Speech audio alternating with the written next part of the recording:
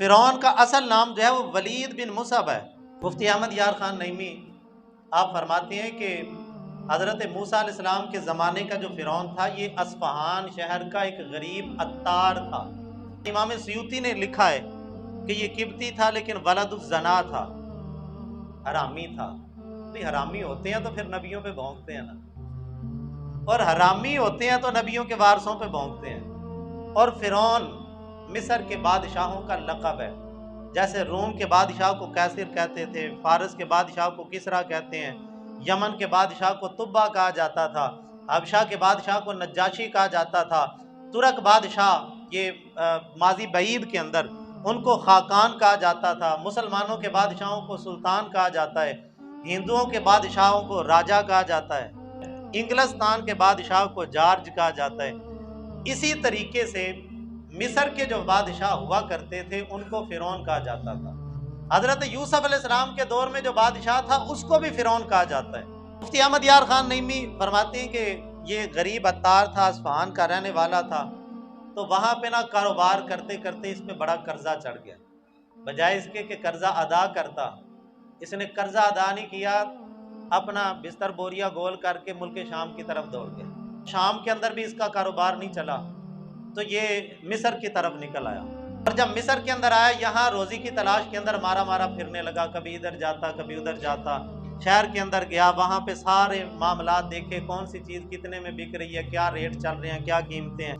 اب جب مصر پہنچا سب کچھ ختم ہو گیا تو اس نے، اب ہے بڑا چالاک تھا، بدماش تھا، فتنہ پرور تھا، اس نے اپنے دل کے اندر سوچا، اس نے کہا کہ بھئی یہاں تو کوئی پوچھنے کا کوئی نہیں، جس کا جتنا دل کرتا ہے، جہاں دل کرتا ہے وہ جگہ ٹیکس لینے کے لیے کھڑا ہوا۔ اس نے کہا میں بھی ٹیکس لوں گا۔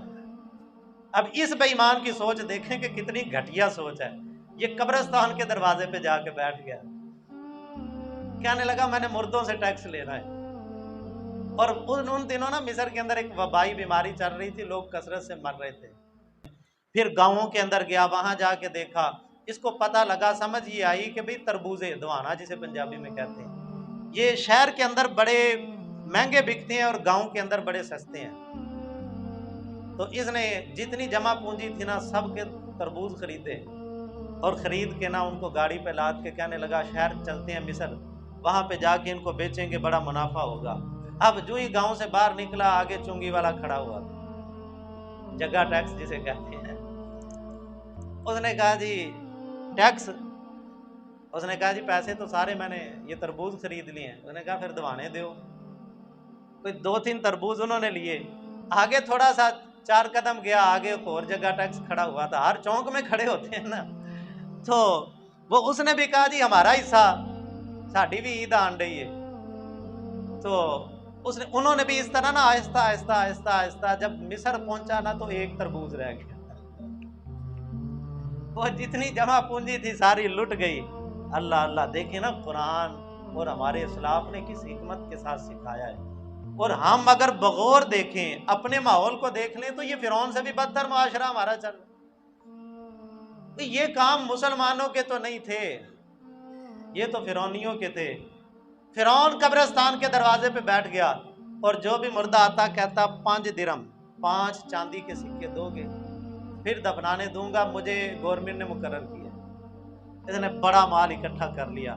ایک دن پھنس گیا، ایک سرکاری وزیر تھا کوئی بادشاہ کا، اس کا کوئی رشتہ دار فوت ہوا، وہ دفنانے آئے تو اس نے کہا کہ جی 5 درم لگیں گے، مجھے بادشاہ نے بٹھایا ہوا ہے۔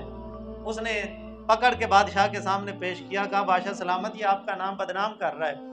تو بادشاہ نے پوچھا ابھی تجھے کس نے بٹھایا؟ اس نے کہا جی میں نے تو بہانہ بنایا آپ تک پہنچنے کا، میں آپ کو آپ کے ملک کے حالات بتانا اور سمجھانا چاہتا تھا، تو مہربانی کریں یہ جتنا مال میں نے اکٹھا کیا یہ پڑا ہوا ہے، اور اس سے آپ اندازہ کریں کہ اگر اکیلا میں اتنا مال اکٹھا کر سکتا ہوں تو باقی لوگ کتنا کرتے ہیں۔ ہمارے گرد و پیش کے اندر، سرکاری محکموں کے اندر یہ جتنے معاملات چل رہے ہیں یہ سب فرعون کر بیٹھا ہے پہلے ہی۔ ہم سمجھتے ہیں ہم نے بڑی ترقی کر لی ہے، یہ ترقی ساری فرعون نے کی ہوئی ہے۔ وہ بادشاہ کے سامنے پیش ہوا، اور اس نے پھر کہا کہ مجھے کسی عہدے سے نوازیں، میں اصلاح کرنے کی کوشش کروں۔ اب اس بے ایمان کی اصلاح دیکھیں، بادشاہ نے اس کو عہدے سے نوازا، اور یہ ترقی کرتا کرتا سپہ سالار بن گیا، اور جب سپہ سالار بنا اس نے عوام کو بھی بڑا راضی کیا۔ جن دنوں الیکشن ہوتے ہیں نا پھر عوام کو بڑا راضی کرتے ہیں، پھر راشن بھی تقسیم ہوتے ہیں، پھر جناب والا غریبوں کے گھروں میں جا کے فاتحہ خوانیاں بھی ہوتی ہیں، پھر ان کی جیبوں میں جا کے پیسے بھی ڈالے جاتے ہیں۔ بھئی جب ضرورت ہو نا تو یہ لوگ، پھر یہ فرعونی معاشرہ ہوا نا۔ فرعون نے بھی تخت کے حصول کے لیے جب وہ یہ ہیلہ اپنایا کہ بادشاہ سے عہدہ مانگا، اور عہدہ مانگنے کے بعد جب سپہ سالار بن گیا پھر لوگوں کے ساتھ بڑا اچھا رویہ رکھا کہ تاکہ مجھے بادشاہت مل جائے۔ اور پھر ہوا بھی یوں کہ اس نے جب لوگوں کو راضی رکھا، جب اس وقت کا بادشاہ، پہلا بادشاہ مر گیا، لوگوں نے پکڑ کے اس کو بادشاہ بنا دیا۔ اب یہ جو ہی بادشاہ بنا، فرعون بنا، تو اب اس نے اعلان کر دیا کہ سارے جو میری رعایا ہے یہ مجھے سجدہ کرے، اور اس نے کہا انا ربکم الاعلی، میں تمہارا بڑا خدا ہوں۔ تو اس نے اس پہ دلیل کیا دی؟ کہنے لگا جی 400 سال سے مجھے کبھی سر میں درد بھی نہیں ہوا، لہذا اور خدا کسے کہتے ہیں؟ بھئی جس کے سر میں درد نہ ہو وہ خدا ہوتا ہے؟ اس بیوقوف کی عقل دیکھیں۔ اس نے کہا جی اتنا عرصہ ہو گیا ہے کبھی میرے سر میں درد بھی نہیں ہوا، لہذا خدا میں ہوں۔